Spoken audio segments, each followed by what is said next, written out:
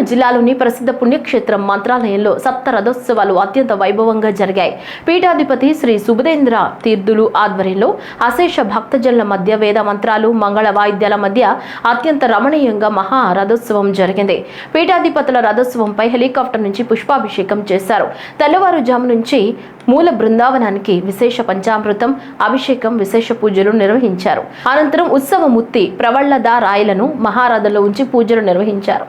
ఉత్తరారాధన శుభ సందర్భంలో రాయుల వారు రథారూఢులై భక్తులకు తమ దివ్య దృష్టిని ప్రసాదించి భక్తుల కష్టాలను పాపాలను పరిహరిస్తూ అందరికీ దర్శనమివ్వడానికి రథారూఢులై ఉన్నారు.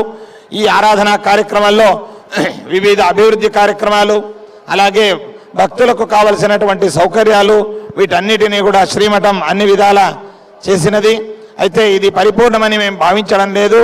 మీ యొక్క సహకారంతో మున్ముందు ఇంకా విశేషమైనటువంటి అభివృద్ధి కార్యక్రమాలను మఠం చేపడుతుంది అని చెబుతూ, దేశ విదేశాల నుండి విచ్చేసినటువంటి పేరు పేరున భక్తులందరినీ కూడా మనసారా దీవిస్తూ ఇక్కడ జరిగేటువంటి ఉత్సవాలను, కార్యక్రమాలను చాలా చక్కగా ప్రసారింపజేసేటువంటి ప్రింట్ మరియు ఎలక్ట్రానిక్, తెలుగు, కన్నడ వారినందరినీ కూడా అభినందిస్తూ ఈ శుభ సందర్భంలో ఈ కార్యక్రమానికి విచ్చేసినటువంటి భక్తులను, ప్రసారణ ద్వారా తిలకించి పునీతులయ్యేటువంటి భక్తులను, దేశ విదేశాల్లో ఉన్నటువంటి జాతి మత కులాలకు అతీతమైనటువంటి భక్తులందరినీ కూడా రాఘవేంద్ర స్వాముల వారు దీవించుగాక అని కోరుతూ అందరికీ శుభాన్ని కోరుతున్నాం.